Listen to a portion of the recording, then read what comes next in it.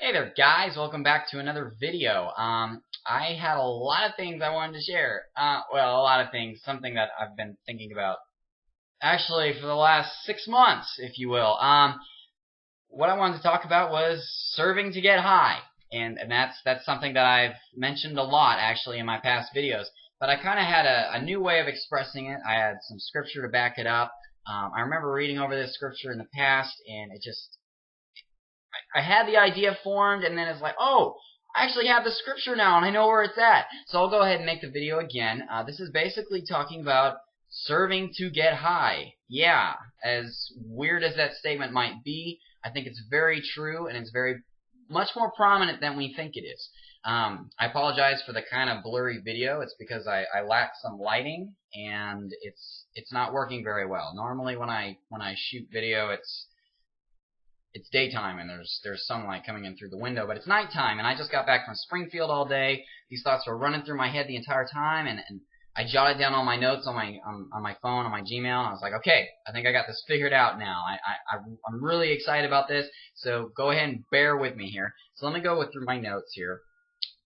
The main reason I wanted to talk about this was it's about people going through struggles in life and pains in life.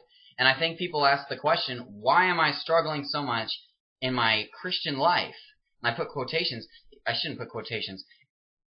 People can be sincerely Christian and sincerely devoted to God and still feel pain in their life. And this is a very controversial topic because most people, when they hear, oh, if you're Christian, you should be happy. You go to church and they'll tell you, if you're a Christian and you're sincere, you should be happy with your life. If you are truly a Christian, you should be happy, basically. I know I said that many, many times. But the fact of the matter is, it's not about happiness. And this is something I want to talk about. This is what my album's about, my new album I'm working on. This is what my book is actually about. And you can read that on my blog at www.drezsays.blogspot.com. I'll go ahead and provide a link down here in the bottom of the YouTube so that you look at that if you want. And the majority of my videos are actually about this. And I was working on a song called Serving to Get High, and I wrote some lyrics, and the lyrics just didn't seem to work out, and I think we're going to get somewhere now because I actually have some biblical references that I can go to. So let me go ahead and get to what I'm talking about. What is happiness? And this is what I talk about in my book. What is happiness? Well, I personally believe that happiness is of the flesh. It's when we are content in the flesh. You go back home and you relax in your room, and that is. I mean, everybody needs that. Everybody needs their me time. I know I need my me time. That is of the flesh. You need to rest. Your body needs rest. That is of the flesh. And so when you go back in your room, that's happiness, or can be. It's just rest. There's many different kinds of happiness. There's happiness that pertains to love. Typically, that's love on earth. That can pertain to sexual love. And then you have true love, however you want to look at that. It's not like Hollywood. You know, you fall in love with somebody and you're happy and everything's romantic and bubbly, and that's happiness. But it's of the flesh, and it's only the people that are sincerely devoted to God that can actually keep that alive. But that's my own personal opinion. That's a topic for a whole other video. But there's other things that provide happiness too. And I thought of the three main things that the world uses to provide happiness of the flesh. It's money, sex, and drugs. These are the three things, the worldly things that people use. Why do they use this? Why do people go out and have sex with somebody before marriage? Because it supposedly provides happiness. Yes, it's fleshly, or it might be fleshly satisfying at the moment. Why do people go out and make tons of money? Well, because it's fleshly satisfying at the moment, but it doesn't last forever. Why do people go and do drugs? Because it's fleshly satisfying. There are three things that we think will provide happiness, but they don't. Why? Because it's of the flesh. And then you have a whole other category. I talked about the three secular things, and then there's the other category of Christians. And people say, if you're a Christian, you'll be happy.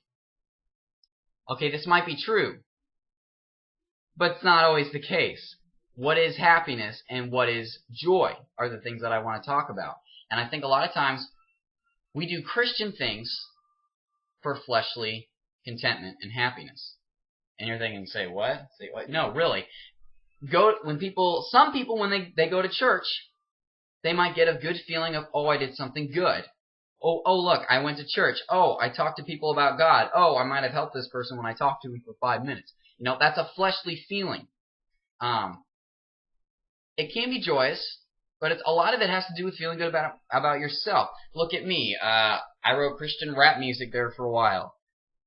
Yeah, it was ministry. Yeah, I was talking about God. Yeah, it was all Christian based, but it was fleshly satisfying. Why? Because I enjoy writing music. Okay, I like talking about God. I like doing all this stuff. I like getting up on stage and talking. That's fleshly satisfying to me. That's not fleshly satisfying to everybody, but it's still fleshly satisfying, so it'd provide happiness. But was that Christianity? No. That was, in a sense, serving to get high. Instead of running to drugs to be happy, I ran to ministry. Instead of running to sex to be happy, I ran to ministry. Instead of running to money to be happy, I ran to ministry.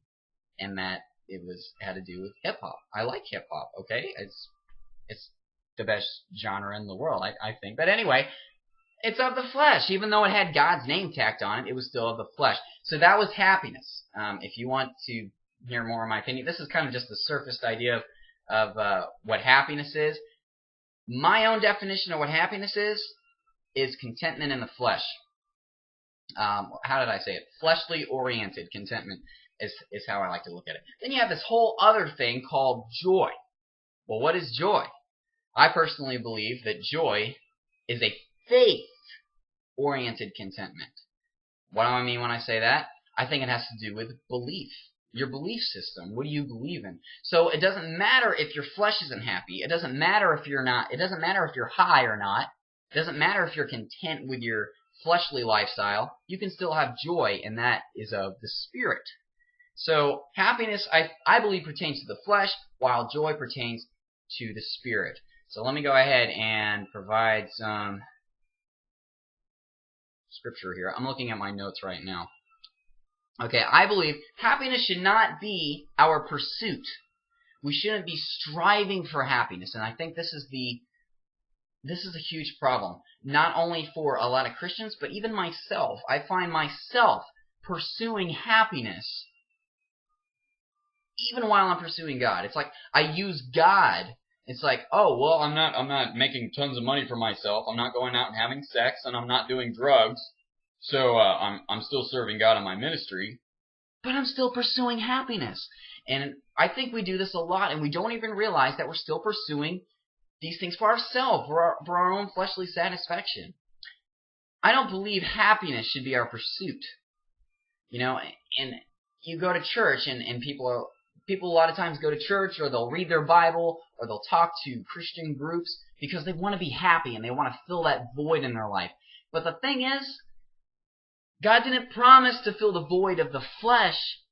He promised to fill the void in ourselves. And what should ourselves be? It should be of the Spirit. And you look at in Galatians 5:17, that's like my theme for life. I mean, this is just the thing I've been thinking about. And it says basically, the Spirit desires what's contrary to the flesh, and the flesh desires what's contrary to the Spirit. Okay, wait. So if I'm right, and the flesh desires fleshly contentment, okay? And you can, how am I trying to say this? Even in ministry, we try to provide that flesh with contentment. Like if we're trying to find contentment in the flesh, it's still void, and we're still apart from the Spirit. And I guess I just get so tired of hearing, different sermons, different people writing Christian books saying how to be happy.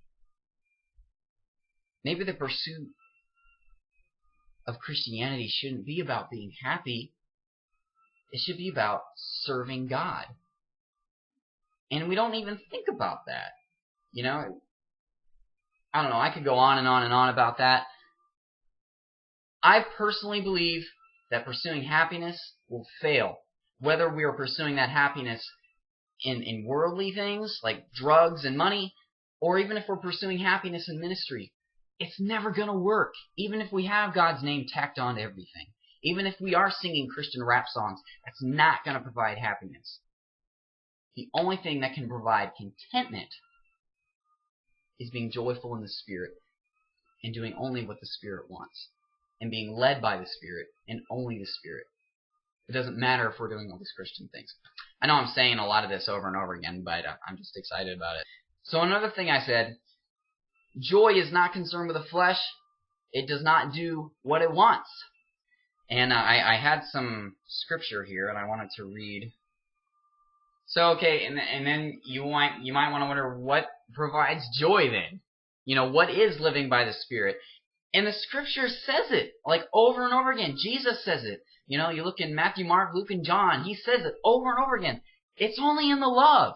And he wasn't talking about sexual love. He wasn't talking just about brotherly love. He wasn't talking just about all the other different kinds of love. He was talking about agape love, which is godly love. What is godly love? Well, it's loving God with all our heart and loving our neighbor as ourselves. At least I guess that's kind of the brotherly love too. Anyway, let me go ahead and read you this scripture. This is in John chapter 15, verse 9.